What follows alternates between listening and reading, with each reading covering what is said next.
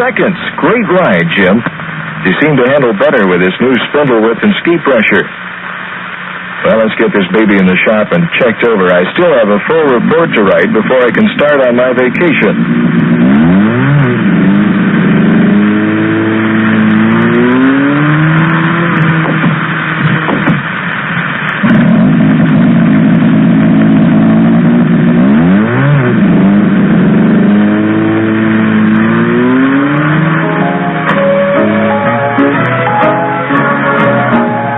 I know my wife, Judy. She'll be ready and impatiently waiting by the time I finish.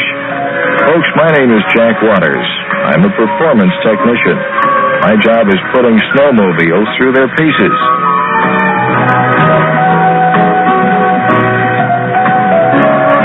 Checking out new features. Testing the dependability, durability, and operational efficiency of new modifications. I guess you could call me one of the lucky people, working with a sport I love and participating actively. Beside being married to a girl that loves snowmobiling as much as I do. Fact is, she takes an active interest in my work, keeps abreast of all the changes in the company's new models. She was impressed with next year's prototype and wished we could take it along. I told her it was supposed to be a secret, but our machines have the same engines and new modifications of this one. They just looked like last year's model. This was to be a working vacation, and I'd be putting our machines through some pretty rugged paces, so I made sure we were well prepared.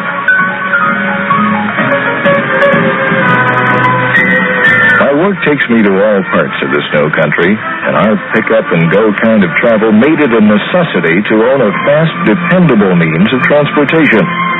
Judy insisted on a comfortable place to live no matter where we stopped along the way. So after a few weeks of shopping and comparing, we came up with one of the best. Judy really appreciated the adequate storage space, which she proved by packing everything but the kitchen sink. Sometimes she takes advantage of my involvement with snowmobiling, like buying complete new outfits for our vacation. Although I had to admit these double-knit jumpsuits were a perfect fit and were sure comfortable. The snowmobile suits were lightweight and warm, ideal for the kind of action I had planned.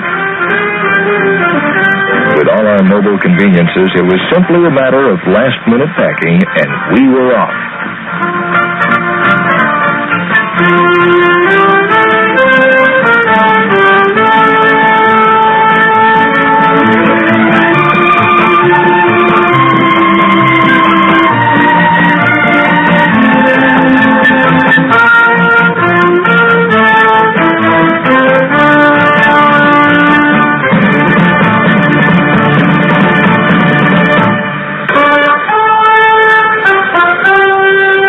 Yellowstone, Montana. If you're wondering why two people who live in the heart of one snow country would pack up and travel 1,000 miles to another one, the answer is relatively simple. Anyone who works for a snowmobile company is going to find it next to impossible to get vacation time in the middle of winter, unless he combines business with pleasure and gets away for a few weeks. Anyone committed to the sport will tell you that riding over new terrain and seeing new sights is one of the strongest lures that draws people into this exciting winter activity. Judy and I had two reasons: company business combined with a longing to explore the great expanse of snow country around West Yellowstone. For our first stop, we selected an ideal location and were soon off for an afternoon of fun and pleasure.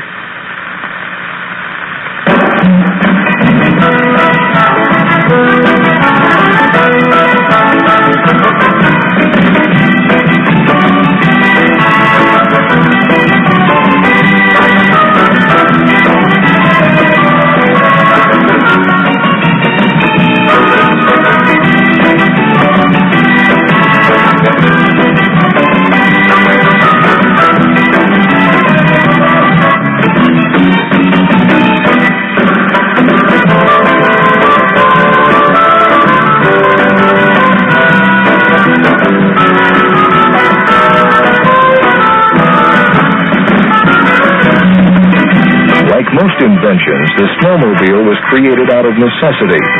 People in deep snow country needed a fast, reliable method of transportation for emergencies. But soon others discovered the fun and enjoyment provided by the versatile snow machine, and a new sport was born.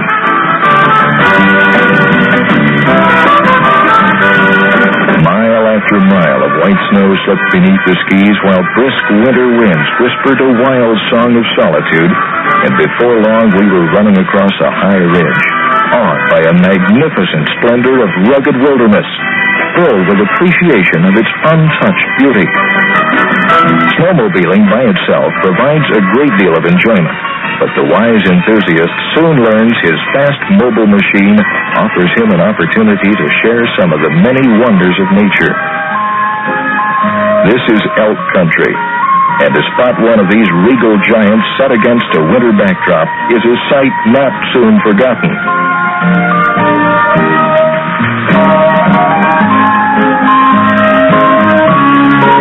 Most snowmobilers have a great concern for conservation and wildlife management.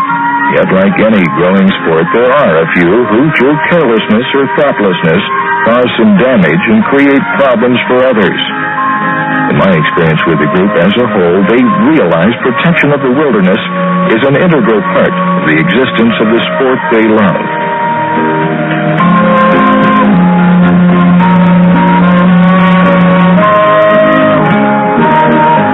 Snowmobiling takes active participation. The cold, crisp air, exhilarating feeling after riding over open country can make a person pretty tired after a full day. And that's when you appreciate the comfort of your motor home.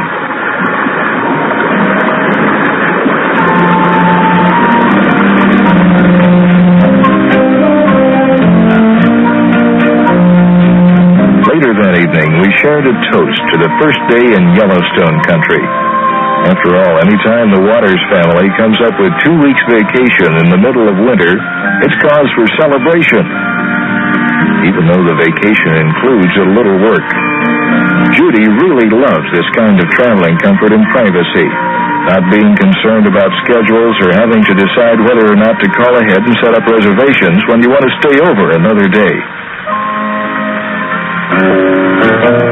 Early next morning, we were out, ready for more exploring. Ever since joining the snowmobile industry and becoming personally involved, I'm never able to get on a machine without thinking about all its varied uses, or about the people who found it to be a real boon, besides an enjoyable pastime. Ranchers are now able to cover miles of open range checking on cattle. Children in the backcountry are able to attend school every day. People whose jobs require them to cover miles of snow country are able to perform their work more efficiently.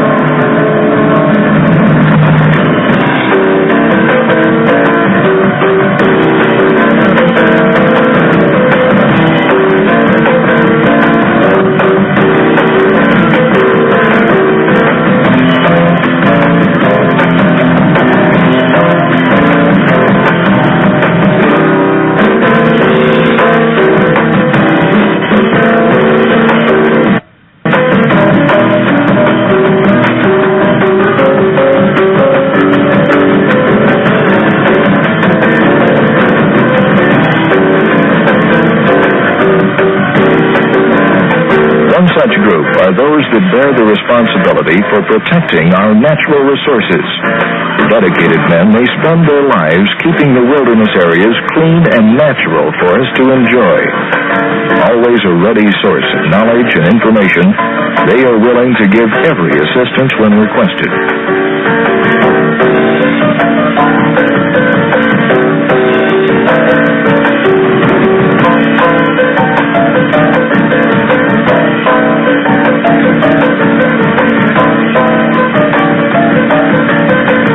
Thanks to the Rangers' directions, we quickly found a group of snowmobilers coming back from a cross-country rally.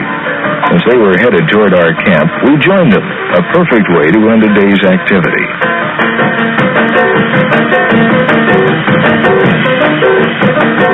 As soon as we returned to the motor home, I told Judy I'd better start doing a little company work, or my boss might feel he'd gotten the short end on this work-vacation agreement. One of the reasons this area had been selected for testing the new modifications in our machines was the Western Snowmobile Association Championship races. While I had no particular assignment concerning the race, it was my job to make a report on the general performance of our racing machines. Many of our improved changes come from this kind of hard-paced testing. Some of the people involved in the race program had already arrived at race headquarters days in advance of the actual competition. Judy and I joined them in an evening cocktail as we discussed the details of the different events our company had entered. Conversation turned to past years and some of the thrilling moments our teams had provided in winning a number of first-place trophies. Predictions were flying every which way until finally it was my turn. I predicted we'd do as well, if not better, than last year. That brought the house down, since last year we'd just about swept the entire field.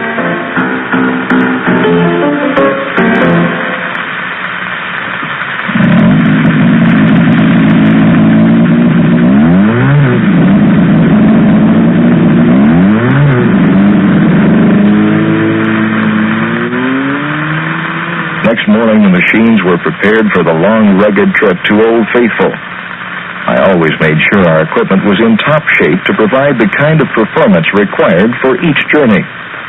Despite some opinions, safety is a big factor to most snowmobilers. In fact, many clubs now establish a standard set of safety rules and teach members how to care for their machines. They know if you take care of your machine, it'll give you trouble-free dependability. A number of lodges and resorts now stay open all year, offering winter activities, providing snowmobiles for their guests, and expert instructors and guides as part of a winter vacation package.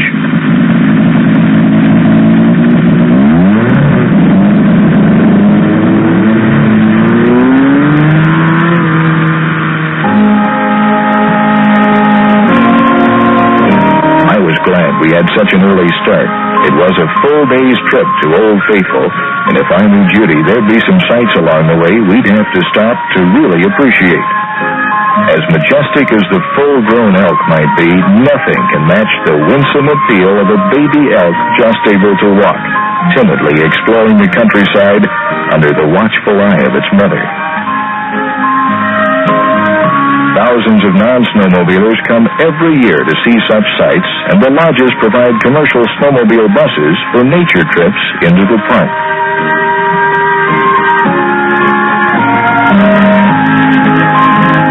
The Park Service clearly outlines the roads for those who want to see the splendor of Yellowstone in the winter.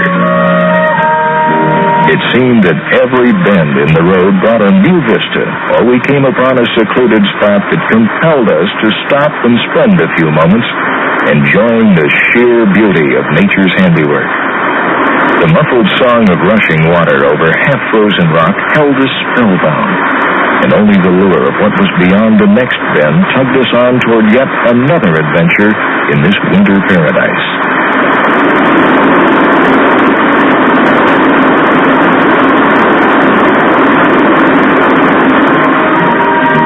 One of the biggest surprises of the entire trip happened when we came upon a large herd of bison. Buffalo to the people in this area. Both of us left our snowmobiles and approached the shaggy beasts for a closer look, which we later learned was not a recommended procedure. Even after all the interesting events on the trail into the park, we were unprepared for the rugged dominance of Old Faithful. There is little doubt that she reigns supreme over this northern wilderness. Later, as we headed back to the motor home, both of us were lost in our own thoughts.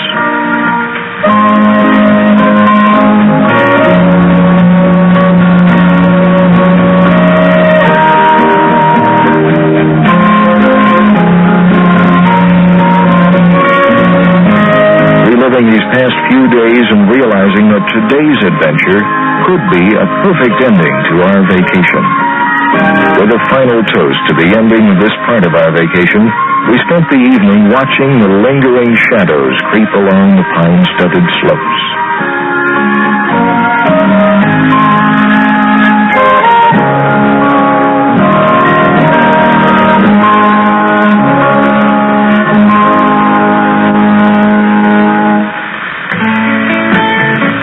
We were up with the sun, and I was a little surprised to find Judy in such a happy mood. I figured she'd be disappointed about the vacation part of our trip being over, and all that remained was work. When I mentioned it, she said if we couldn't be out snowmobiling, the next best thing was to be with snowmobilers and watch our machines in action. I should have known she'd feel that way, since, as I have mentioned, she was born and reared in a country where snowmobiling is a way of life. In fact, I owe my love of this great sport and having gone to work in this field to her. We met during college, and her keen interest in snowmobiling rubbed off on me. We were almost married on snowmobiles. Well, anyway, we rode our machines from her parents' house into town for the wedding. After we settled down, it seemed only natural to find employment in the field where we both had such a great deal of interest. Funny thing, while I was concerned about Judy's reaction, I was the one who had to take one last look at the country that had given us so much pleasure. Once on the road, all thoughts turned toward the forthcoming races.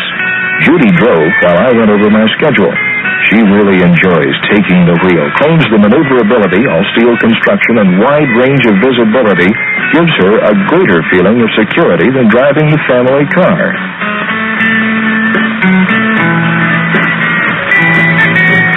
That evening, after arriving at the race area, we discussed the different evaluations I had made and planned to make during the races. Judy is an excellent sounding board for my ideas. Not only does she give me a woman's angle to snowmobiling, she also comes up with some excellent technical comments. Like I've said, I am one of the lucky people.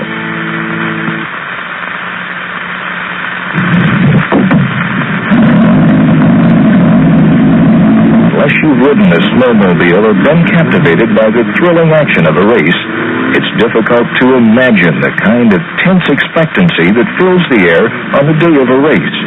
It's like a supercharged atmosphere that flows in and around the throngs of spectators and drivers. You can actually feel it, sense it as you drive down the street. Everybody's waiting, keyed up for that green flag that starts the first event of the day. On behalf of the Western Snowmobile Association, we welcome you, fans, to our 6th edition of our Western Snowmobile Championships right here, West Yellowstone, Montana, your snowmobile capital of the world. Okay, drivers, on your feet, let's go. Let's get this race underway. Thanks a lot.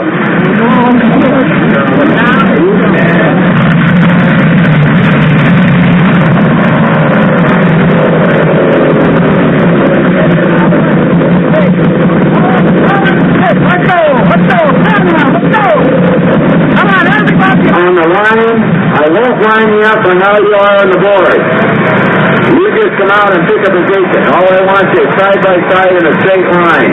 I may flag you in 1 second, so when you get there, I may flag you in 3 or 4 seconds. But the only thing I can tell you is watch me. Don't be squeezing off in the distance, or you're going to be left sitting there. 9 machines, and they're off.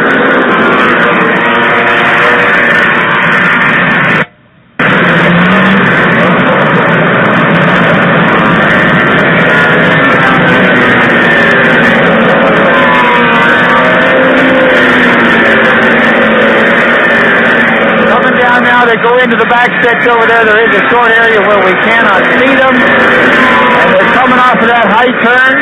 Leading your first lap once again, a Polaris number 259. Bring his name as soon as they pick it off the list.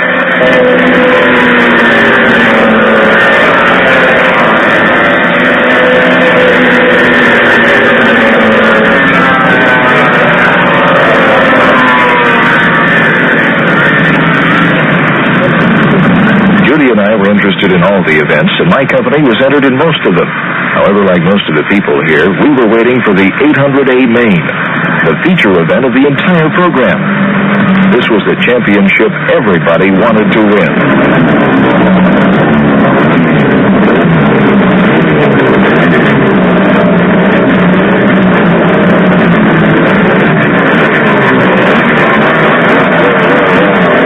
Now performing in your big 800 class machines, Western Snowmobile Roundup 6th Annual Championship, and we'd also like to add the feature race of the day.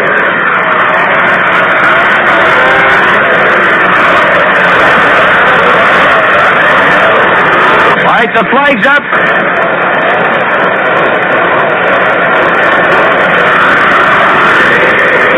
Now, these are the big ones, racing fans. These are the big ones. Don't forget, stick around for the big awarding of the big trophy immediately following this race. We're going to go 8 laps. 8 laps. This is your first lap of 8 laps, racing fans. Your first lap of 8 laps. Mike Baker leading. DeSarmo running second. Over the back stretch, and DeSarmo picking up a little bit on Baker. Racing fans. Now they'll be shooting. They actually shoot up onto that turn. We're coming around now. Mike Baker, DeSarmo, second. Oberg running third.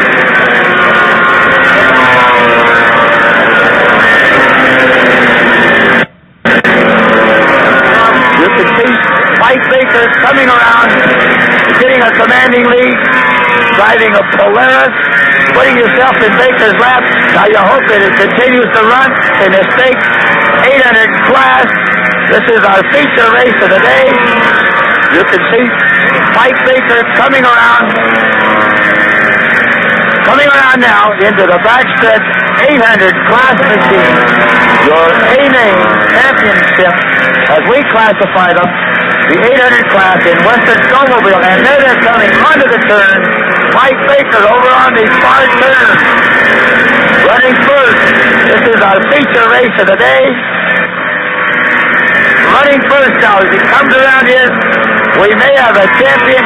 You'll see it in the making right here in West Yellowstone, Montana. Your Western Snowmobile Championship racing fans.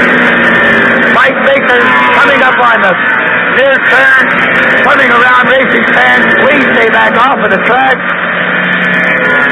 And now coming in, Mike Baker running first. Oberg running second. Over on the back stretch, you can see Mike Baker coming around. Running second is Oberg. Running third, Montford. Go, baby, go. Go, baby, go.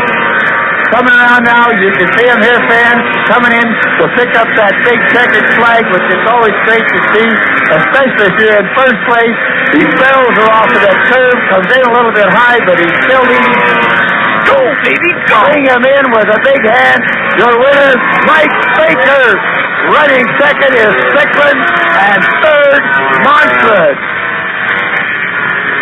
Now, racing fans, a rundown on that championship race. Running first was Mike Baker, driving a Polaris. Second, Bertel Strickland, riding a Skidoo. Running third was Reno Montford, Roseau, Minnesota, on a Polaris. Well, there you have them, ladies and gentlemen, the winners of your big 800 class. Now we're going to award the trophies. Stick around, racing fans, if you want to watch us. So make this big award. Mr. Huntley, would you like to make the presentation for us? All right. I think we have the winner up here, and if you'll get the trophy for me, we'll try to get him away from the cameraman over here. Mike, congratulations. I have a very pleasant duty to perform here. On behalf of the Western Association, congratulations. Thank you. Do you have any more races coming up this season? No, not this year. No. This does it for this year? All right. We'll see you up here next year, okay? You bet. You bet.